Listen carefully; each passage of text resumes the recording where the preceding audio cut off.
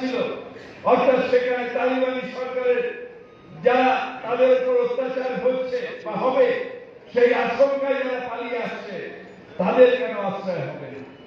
তাদের আশ্রয় কেন ভারতবর্ষে হবে না? যখন এখানে বাংলাদেশ হলো সেই সময় ভারতের প্রধানমন্ত্রী ইন্দিরা গান্ধী বলেছিলেন সবাই আমার ভাই। তখন কোন ধর্মের ভিত্তিতে আর তখন কোন জাতির ভিত্তিতে করেননি, কিন্তু আজকের প্রধানমন্ত্রী জাতকে ধর্মকে অবলম্বন করছে, যেটা নিশ্চিতভাবে আমাদের তীব্র আপত্তি আছে।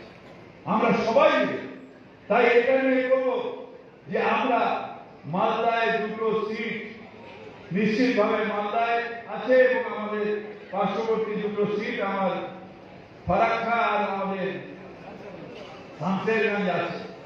এই সিটগুলো নিশ্চিতভাবে আমরা যে